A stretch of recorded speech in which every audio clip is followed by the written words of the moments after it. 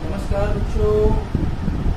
और मैं प्रदीप, मैं आपके सामने फिर से आ चुका हूँ फिजिक्स के very new chapter laws of motion के सेकंड पार्ट में हम लोगों को क्या पढ़ना है उससे पहले हम लोग जानेंगे कि फर्स्ट पार्ट में हम लोगों ने क्या पढ़ा। तो फर्स्ट पार्ट में हम लोगों ने क्या पढ़ा था कि फोर्स की कहानी कहाँ से आती है, और दूसरी इम्पोर्टेंट बात एक्चुअली इस लगने वाले फोर्स का इनिशिएटिव इस कहाँ से है और इसके कुछ नियम, कुछ कायदे, कुछ कानून है।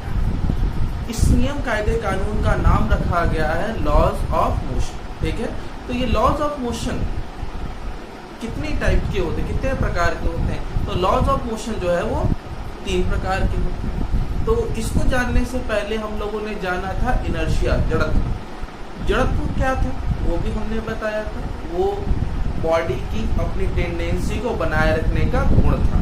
ठीक है, बहुत अच्छे से हम लोगों ने इसको जाना था। इसके बाद हम लोगों ने जाना लॉज ऑफ मोशन का पहला पार्ट। लॉज ऑफ मोशन का जो पहला पार्ट था उसमें हम लोग पहले नियम में जाने कि जब कोई बॉडी अपनी पोजीशन को बनाए रखना चाहती तो बनाए रखेगी, बनाए रखना चाहेगी जब तक कि उस पर किसी एक्सटर्नल एफर्ट को न लगाया जाए। ये हम लोगों ने लास्ट टाइम जाना। और ये इनर्शिया किस पर डिपेंड करता था? मास पर। आज हम लोग जानेंगे लॉज ऑफ मोशन के सेकेंड लॉ के बारे में। ठीक है, लेकिन उससे पहले हम लोग समझेंगे मोमेंटम, संवेग। ठीक है, संवेग क्या होता है? तो संवेग, मोमेंटम। तो बच्चों मोमेंटम आपने सुना हुआ है। ठीक है, अब तक आपने सुना था कि जब कोई बॉडी मोशन में होती है तो उसमें मोमेंटम होता है। जब कोई बॉडी मोशन में है तो उसमें मोमेंटम होता है, और मोमेंटम को हम लोग स्मॉल p से रिप्रेजेंट करते हैं। ठीक है, ट्रेडिशनल वे में हम लोग कहते क्या है? m/v। ये बात आप क्लास 9th में भी पढ़े। ठीक है, ट्रेडिशनल वे में हम इसको p = mv कहते हैं। लेकिन क्या आप समझ सकते हो कि p = mv में mv का क्या महत्व है? तो इसका महत्व एक्चुअली क्या है, ये फोर्स से ही डिसाइड होता है। जब तक बॉडी मोशन में है तो उसमें मोमेंटम है, और जब कोई बॉडी इसी मोमेंटम से किसी चीज पर, किसी सरफेस पर, किसी बॉडी पर टकराती है तो उस टकराव का इफेक्ट देखने को मिलता है, प्रभाव देखने को मिलता है, उस बॉडी में चेंज देखने को मिलता है। सामने वाले जिस सरफेस पे टकराया है उसमें चेंज देखने को मिलता है, वहां पे एक एफर्ट जनरेट होता है, और वो सिर्फ और सिर्फ मोमेंटम की वजह से, मोशन की वजह से। तो जब बॉडी में मोशन होगा तो मोमेंटम। तो कहाँ? जब बॉडी मोशन में हो तो उसमें मास होगा। बॉडी में मास होना मस्ट है, और दूसरा बॉडी में वेलोसिटी होना भी मस्ट है। अगर वेलोसिटी नहीं तो उसमें किसी भी तरीके का संवेग नहीं होगा। समझ में आई बात? तो मोमेंटम क्या है? तो मोमेंटम ट्रेडिशनल वे में हम कह सकते हैं कि momentum actually measurement of velocity. जब कोई बॉडी मोशन में होती है उसमें कहते हैं measurement of velocity is called momentum, संवेग। ठीक है, एक बात का ध्यान रखें, जहां पर m तो मास ऑफ बॉडी और v वेलोसिटी। ठीक है, वेग, क्योंकि एक वेक्टर, वेलोसिटी एक वेक्टर है और मोशन से ही मिलता है, तो इसे हम vector of p = small m into vector of v। तो इससे क्या बात समझ में आ गई? इससे बात समझ में आ जाती है कि ये एक वेक्टर क्वांटिटी है। ठीक है, सदिश राशि, ये एक सदिश राशि, वेक्टर क्वांटिटी। ठीक है, ये वेक्टर क्वांटिटी है। ओके, बढ़िया, बहुत बढ़िया। इसके बाद थोड़ा और समझने की कोशिश करें कि इसका कुछ यूनिट वगैरह होता है क्या?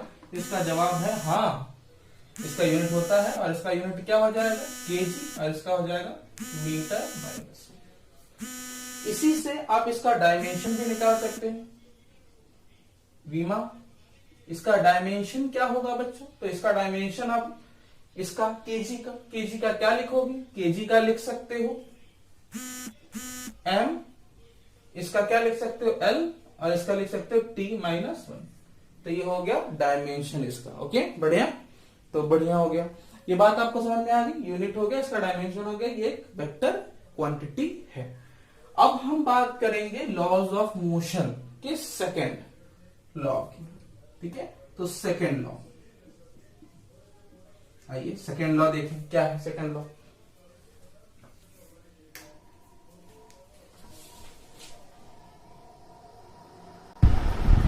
तो हमारे कॉम्पिटिटिव वाले बच्चे इस बात का जरूर ध्यान दें कि पहला जो लॉ था, first law this is called laws of inertia, जड़त्व का जो नियम था, उसका एक सबसे इंपॉर्टेंट कीवर्ड होता है कि वो एग्जिस्टेंस ऑफ फोर्स के बारे में बात बताता है।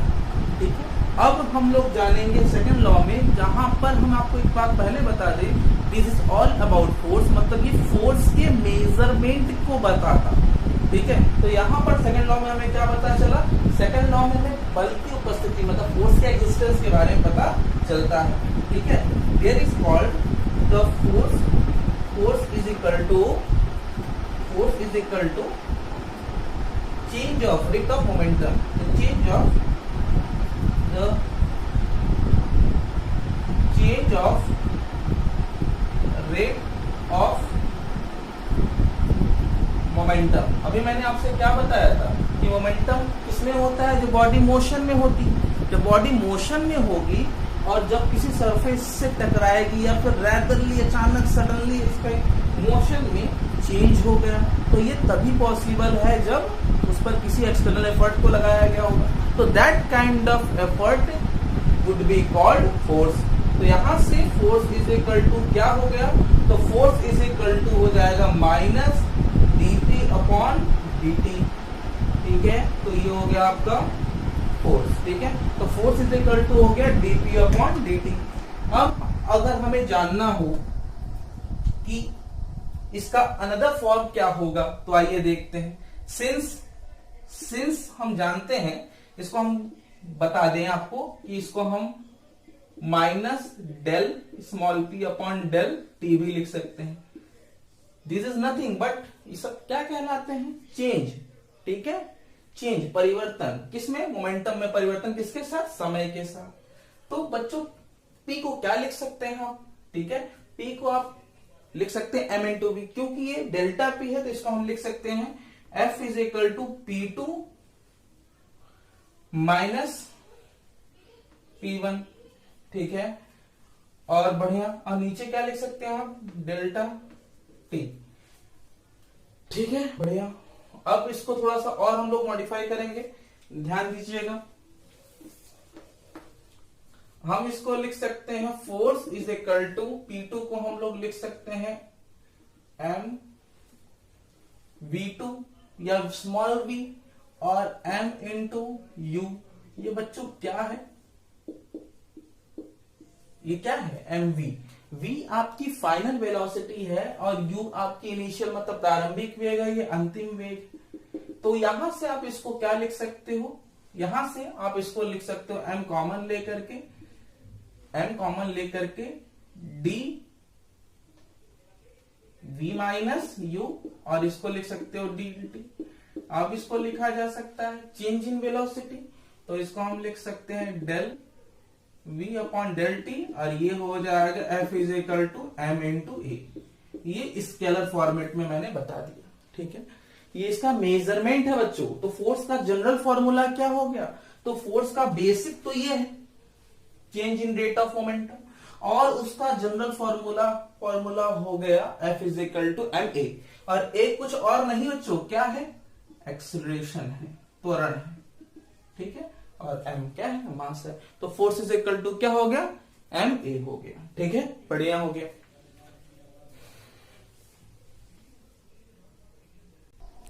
तो बच्चों मैं बता दूं आपको कि फोर्स की जो यूनिट होती है, फोर्स यूनिट जो होती है वो कितने टाइप्स की होती है। तो फोर्स की यूनिट को भी दो पार्ट में रख दिया गया है बच्चों। किसमें रखा गया है, एक को रखा गया है ग्रेविटेशनल यूनिट। ठीक है, एक ग्रेविटेशनल यूनिट कहलाता है पृथ्वी मात्रक, और एक को रखा गया एब्सोल्यूट यूनिट में। एब्सोल्यूट यूनिट में क्या है ग्रेविटेशनल यूनिट, क्या है आपका एब्सोल्यूट यूनिट जानते हैं। ग्रेविटेशनल यूनिट बच्चों मतलब पृथ्वी मात्रक में क्या है कि अगर कोई आपके पास मास है, यूनिट मास है, और अगर हम उसको फ्रीली छोड़ दें तो ग्रेविटी इस बॉडी के वेलोसिटी में एक सेकंड में कितना चेंज कर देता है, किस पुल से खींचता है उसे, उस पुल को हम ग्रेविटेशनल पुल या ग्रेविटेशनल यूनिट कहते हैं, ठीक है, एक यूनिट मास को। तो वैसे किससे खींचेगा, तो ये भी दो पार्ट में होगा, एसआई में और सीजीएस में। तो एसआई में जी किससे वर्क करेगा, 9.8 मीटर पर सेकेंड स्क्वायर बच्चों। तो यहां पर अगर फोर्स की बात की जाए तो हो जाएगा mg या फिर m1 इंटू 9.8 या फिर 9.8 न्यूटन बच्चों। इसको हम चाहें तो कह सकते हैं 1 kgw, ये होता है बच्चों 1 kgw। इसी का अगर सीजीएस फॉर्मेट देखा जाए तो सीजीएस फॉर्मेट हो जाएगा G इज इक्वल टू 980 बच्चों, 980 सेंटीमीटर पर सेकेंड स्क्वायर। तो यहां से F is equal to mg की बात की जाए तो आप इसको लिख सकते हो 1 इंटू 980 डाइन, ठीक है, या फिर आप इसको लिख सकते हो 1 ग्राम W, ग्राम वेट भी कहते हैं इसको, ग्राम भार किलोग्राम भार, ठीक है। इसी तरीके से अगर आप बात करें किसके बारे में, एब्सोल्यूट मतलब निरपेक्ष मात्रक के बारे में, इसको निरपेक्ष भी कहते हैं हिंदी में अगर जानना चाहें तो। निरपेक्ष मात्रक के बारे में बात करें तो निरपेक्ष मात्रक इसका ये भी दो होता है, अगर कोई m मास की बॉडी है और m मास की बॉडी में यूनिट एक्सेलरेशन प्रोड्यूस हो, ठीक है, तो ये भी दो पार्ट में होगा बच्चों, SI यूनिट में और CGS यूनिट में। तो A is equal to 1 metre पर सेकेंड स्क्वायर, तो F इज इक्वल टू हो जाएगा MA, F is equal to 1 into 1 metre पर सेकेंड स्क्वायर, तो F इज इक्वल टू हो गया 1 किलोग्राम मीटर पर सेकेंड स्क्वायर या फिर 1 न्यूटन। ऐसे ही अगर सीजीएस में बात करें तो सीजीएस सिस्टम में हो जाएगा F is equal to 1 centimetre square, 1 centimetre पर सेकेंड स्क्वायर का एक्सेलरेशन आएगा, इसे हम कहेंगे 1 डाइन सीजीएस में, ठीक है, 1 डाइन, या फिर आप डाइन को चेंज कर सकते हो। डाइन में और न्यूटन में क्या रिलेशन होता है, वेरी इंपॉर्टेंट, हाँ, डाइन में क्या रिलेशन होता है, तो एक वेरी इंपॉर्टेंट रिलेशन आप जान लें कि अगर आप 1 न्यूटन को डाइन में चेंज करने की कोशिश करें तो 1 न्यूटन का मतलब होता है 1 केजी मीटर पर सेकेंड स्क्वायर, ठीक है ना। तो 1 न्यूटन छोड़ दीजिए और आप केजी को चेंज कर लीजिए ग्राम में, तो ये हो गया बच्चों ग्राम में, और मीटर को सेकेंड में चेंज, सॉरी सेंटीमीटर में चेंज कर लीजिए, तो ये हो जाएगा 10 टू द पावर 2 सेंटीमीटर, और पर सेकेंड को तो आप सीजीएस में चेंज कर नहीं सकते। तो 1 newton is equal to 10 to the power 5 gram centimetre पर सेकेंड स्क्वायर, या फिर आप इसको लिख सकते हो 1 newton is equal to 10 to the power 5 dyne, ठीक है। तो ये हो गया आपका 1 newton is equal to 10 to the power 5 dyne, ठीक है, नोट करेंगे आप।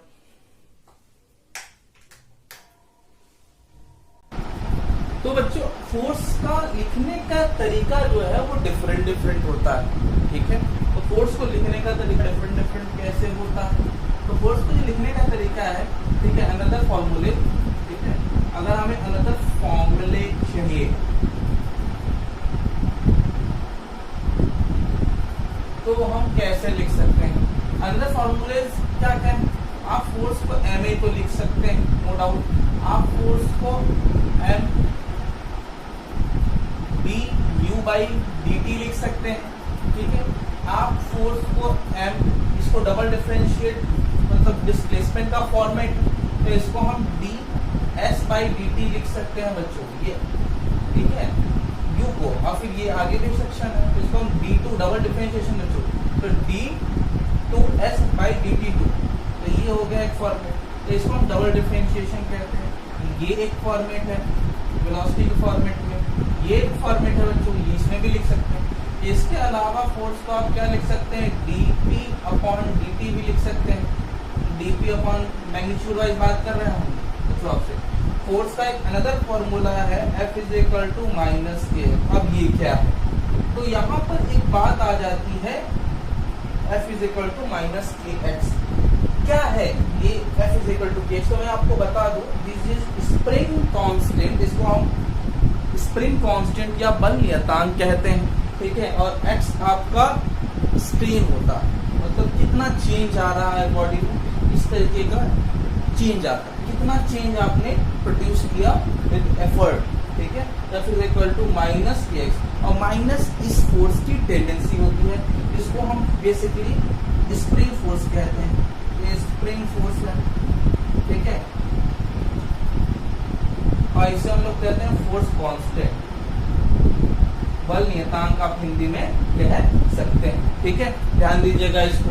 तो फिर हो क्या गया, F is equal to minus K X, ध्यान दीजिएगा ये हो गया। अब ये K किन किन फैक्टर पे डिपेंड करता है, तो यहाँ पर K जो है, ये जो फोर्स कांस्टेंट है स्प्रिंग का, ये स्प्रिंग के बारे में बात हो रही है, ये स्प्रिंग का फोर्स कांस्टेंट है, बच्चों बता दे रहे हैं हमें, ये स्प्रिंग का फोर्स कांस्टेंट है। तो जिस स्प्रिंग का जो फोर्स कांस्टेंट है वो किस पर डिपेंड करता है, तो मैं आपको बता दूं, स्प्रिंग का जो फोर्स कांस्टेंट है बेसिकली स्प्रिंग के लेंथ पर डिपेंड करता है, ये L पर, और इसके अलावा ये रेडियस और लेंथ, मास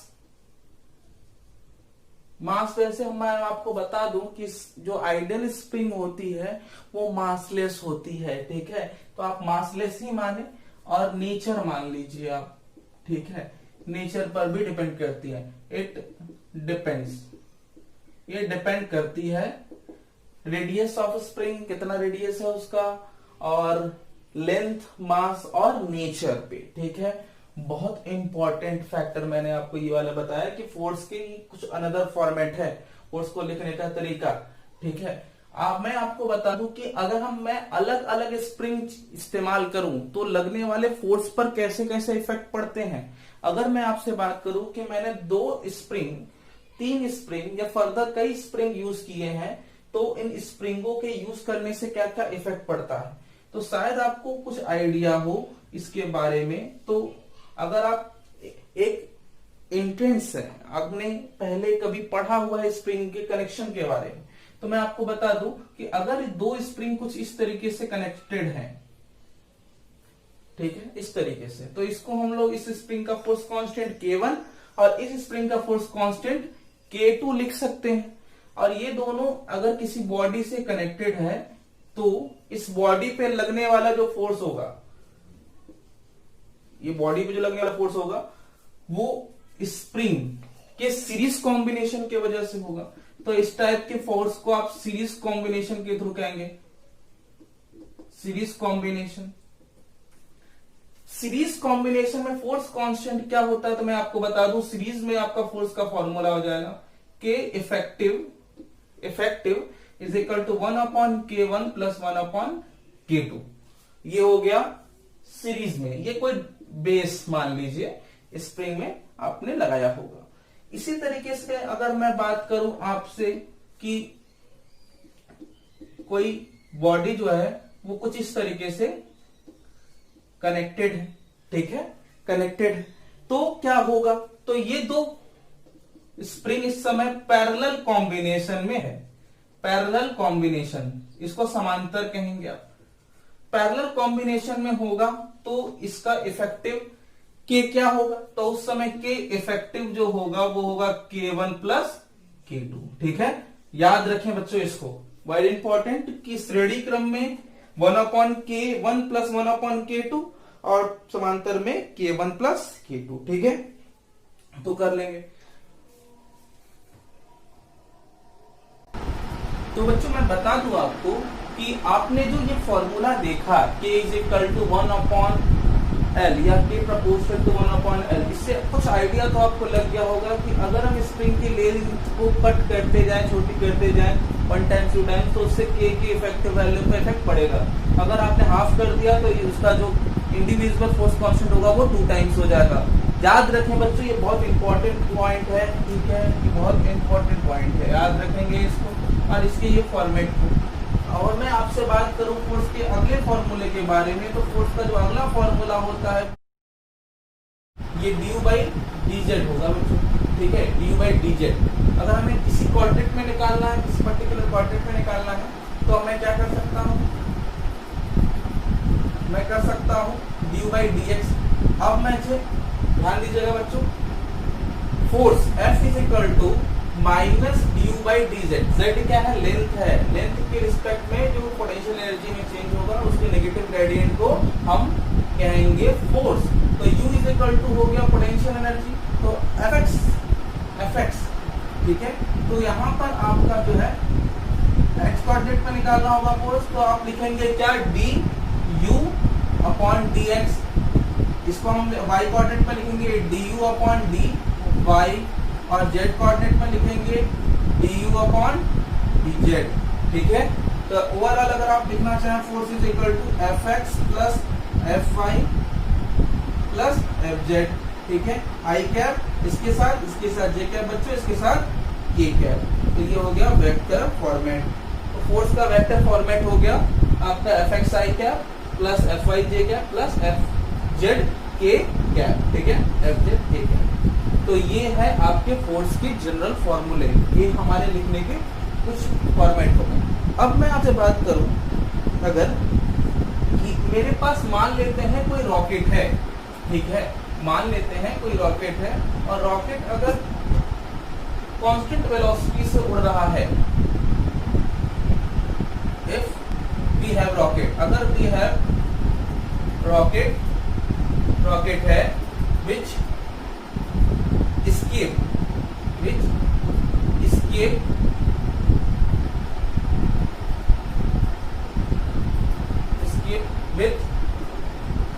constant velocity। अगर वो constant velocity से उड़ रहा है, ठीक है, constant velocity से उड़ रहा है, v से उड़ रहा है, जहाँ पे a उसका 0 है, तो उस समय फोर्स का जो फॉर्मूला होगा वो होगा m du बाई dt से आप इसको चेंज कर लेंगे, ये इंप्रूव हो जाएगा, ये हो जाएगा v dm बाई dt, जहां पर m क्या है बच्चों, और m है फ्यूल, ये बच्चे क्या है? फ्यूल, ईंधन, फ्यूल। m चेंज होता रहेगा और body under force constant velocity से ऊपर उठेगी, ठीक है। तो याद रखेंगे। तो ये कुछ इंपॉर्टेंट फैक्टर्स होते जा रहे हैं, आप इनको नोट कर लेंगे, ठीक है। तो अब हम लोग बात करेंगे थर्ड लॉ ऑफ मोशन, ठीक है। थर्ड लॉ ऑफ मोशन से पहले मैं आपसे बता दूं एक छोटी सी बात, ठीक है। क्या है वो छोटी सी बात? एक बहुत इंपॉर्टेंट कीवर्ड आप जरूर नोट करेंगे। क्या नोट करना है आपको? आप में से कितने बच्चे ऐसे हैं जिनको पता है कि जो फोर्स होते हैं वो हमारे बेसिक फंडामेंटल बेसिस पर कितने टाइप के होते हैं? 4 टाइप के होते हैं, 4 टाइप्स के होते हैं। कौन कौन से फोर्स होते हैं? Fundamental force. कौन कौन से फंडामेंटल फोर्स होते हैं बच्चों? तो कौन पहला आपका शायद याद हो आपको, तो ग्रेविटेशनल फोर्स होता है। पहला फोर्स होता है ग्रेविटेशनल फोर्स। दूसरा जो फोर्स होता है उसको हम कह सकते हैं इलेक्ट्रोमैग्नेटिक फोर्स। इलेक्ट्रोमैग्नेटिक फोर्स, ठीक है। तो ये कौन सा फोर्स? गुरुत्वाकर्षण बल।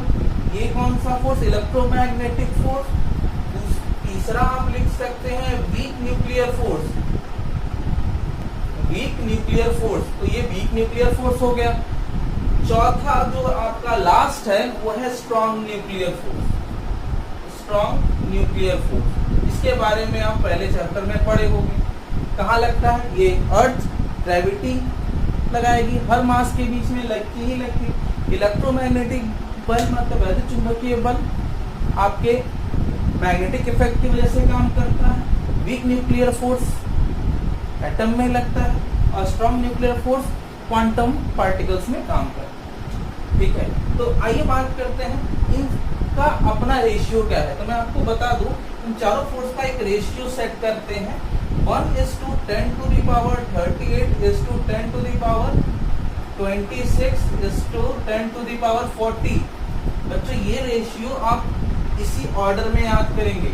ग्रेविटेशनल फोर्स जहां 1 टाइम्स इलेक्ट्रोमैग्नेटिक फोर्स का 10^38 टाइम्स होता है, वहीं वीक न्यूक्लियर फोर्स का 10^26 और स्ट्रॉन्ग न्यूक्लियर फोर्स का 10 to the power 40। 10 का 40 मतलब सबसे स्ट्रॉन्गेस्ट फोर्स कौन सा हुआ? स्ट्रॉन्ग न्यूक्लियर फोर्स, ठीक है। तो ये आप रेशो जरूर याद करेंगे। अब हम बात करेंगे इसके बारे में, तो अब हम बात करने वाले हैं थर्ड लॉ ऑफ मोशन के बारे में, ठीक है। तो चलिए, तो बच्चों अब हम बात करने जा रहे हैं फोर्स के वेरी इंपॉर्टेंट थर्ड लॉ के बारे में। तो जो थर्ड लॉ ऑफ मोशन है वो दुनिया का सबसे बड़ा लॉ है, और ये लॉ कहता है कि फोर्स की टेंडेंसी क्या होगी। फोर्स, पहले में आपने क्या किया, फोर्स के एग्जिस्टेंस का पता लगाया। दूसरे में क्या किया, आपने फोर्स का मेजरमेंट किया। और तीसरे में हम लोग जानने जा रहे हैं कि एक्चुअली ये फोर्स का नेचर कैसा होगा। तो मैं बता दूं आपको कि फोर्स का जो नेचर होता है वो इस थर्ड लॉ में बताया गया कि every force has its opposite force also. इसका मतलब क्या है, इसका मतलब every action has an equal and opposite reaction. किसी भी तरीके का फोर्स अगर हम किसी बॉडी पर लगाते हैं, तो मैं बता दूं आपको कि जितना फोर्स आप किसी सरफेस पर लगाते हैं उतना ही equal amount of force surface भी हमारे ऊपर ऑपोजिट डायरेक्शन में लगाता है। तो यहाँ पे थर्ड लॉ क्या कहता है, तो थर्ड लॉ ऑफ मोशन आपको बताता है कि every action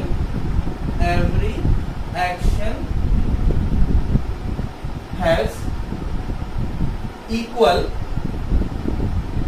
and opposite reaction. बात क्या समझ में आई कि अगर आपने किसी बॉडी पर फोर्स अप्लाई किया, किसी के थ्रू फोर्स अप्लाई किया, आप इसको अप्लाई करने के लिए एक पिक्चर यहाँ पे ड्रॉ कर लीजिए।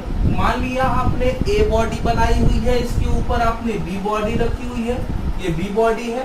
तो अगर बी ने ए पर फोर्स लगाया है और वो होगा एफ, अगर ये बी है, बी ने इस पर लगाया है तो बी ए है, तो मैं बता दूं आपको कि ए भी इस पर फोर्स लगाएगा, और कितना लगाएगा, उतना ही लगाएगा, लेकिन डायरेक्शन क्या होगा, इस बार ऊपर होगा, इस बार ए लगा रहा है तो आप इसको लिख सकते हैं A B. That means what, आप इसको लिख सकते हो vector of A B A is equal to minus of vector of A B.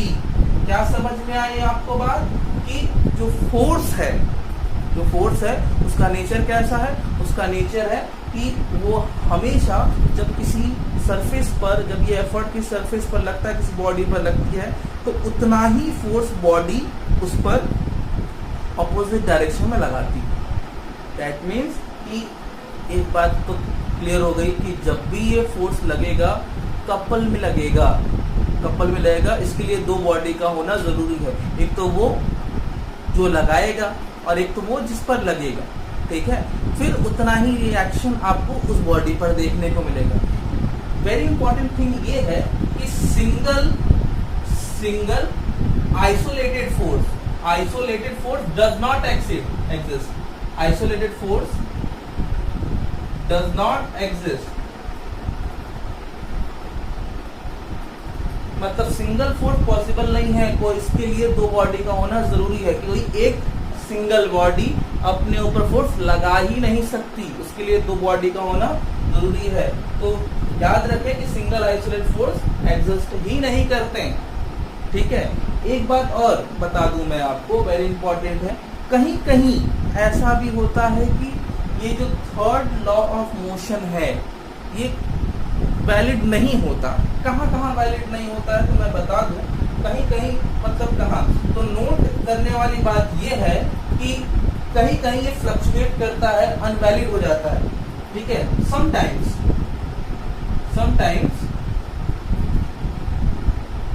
In electrostatics मतलब स्थिर वैद्युतिकी में, इलेक्ट्रोस्टैटिक्स एंड